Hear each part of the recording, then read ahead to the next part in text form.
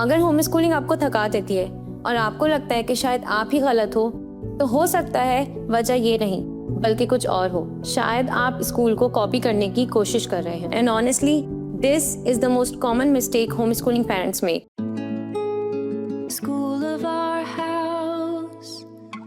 बहुत से पेरेंट्स जब होम स्कूलिंग स्टार्ट करते हैं तो यही सोचते हैं कि होम स्कूलिंग बिल्कुल क्लासरूम जैसी लगनी चाहिए।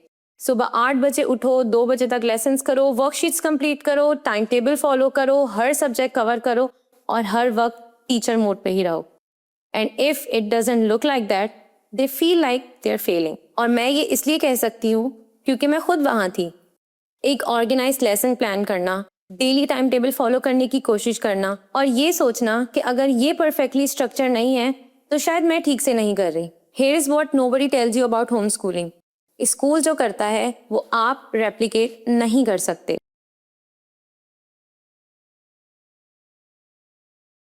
जरा सोचते हैं, एक ट्रेडिशनल स्कूल में क्या होता है?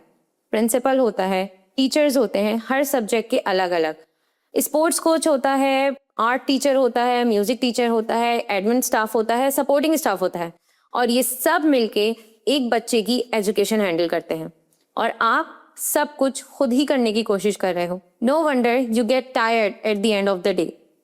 और आप जो बर्नआउट फील कर रहे हो वो आपका फेलियर नहीं बल्कि एक इम्पॉसिबल स्ट्रक्चर को मीट करने का रिजल्ट है जो आपने खुद पर इम्पोज कर लिया है। Somewhere along the way someone और something gave you the idea that homeschooling means bringing school into your house. But let me tell you, it does not. Home schooling का मतलब ये नहीं कि स्कूल को उठाकर घर में ला दिया जाए। होम स्कूलिंग का मतलब ये है कि ऐसी तालीम बनाना, ऐसी जिंदगी बनाना जो आपकी फैमिली के लिए ठीक हो, जो आपके बच्चों के लिए ठीक हो। बच्चे सिर्फ क्लासरूम में बैठ के लर्न नहीं करते, they learn from everyday life. Let's take baking.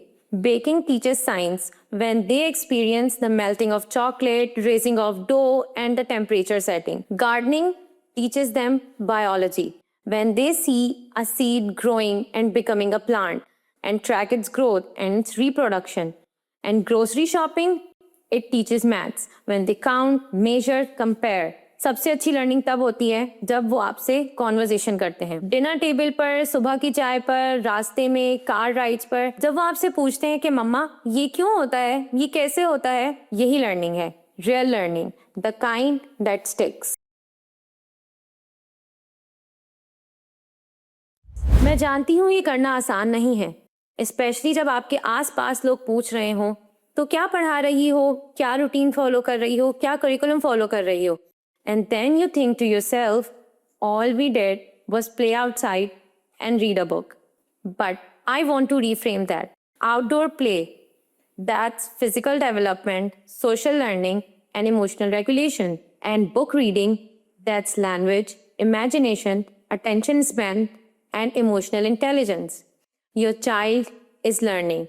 You just don't pay attention to it. मकसद perfection नहीं है, मकसद consistency है।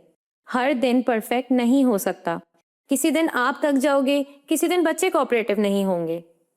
ये सब नॉर्मल है, ये सब रियल है। But the thing that matters the most is that you do it again the next morning and that's what your children will remember.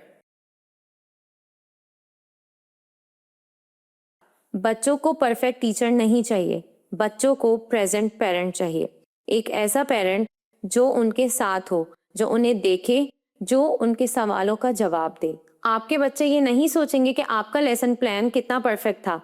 उनको ये याद रहेगा कि आप वहाँ प्रेजेंट थे, आपने उन्हें टाइम दिया और उनका घर कितना सेफ और कितना काम था जहाँ उन्होंने ये सब सीखा। ये कोई स्कूल नहीं दे सकता, ये सिर्फ आप दे सकती हो। अगर आज आप थके हुए हो तो ये मत समझो कि आप फेल हो, बल्कि ये सोचो कि आप एक गलत चीज को स्टैंडर्ड बना रही हो। Let go of the classroom model, build something that actually works for your family and give yourself the grace to figure it out slowly. If you can resonate with this, do let me know in the comments. And if you like the video, hit the like button, share this with the homeschooling mama who needs to hear this, and subscribe to my channel for weekly content. See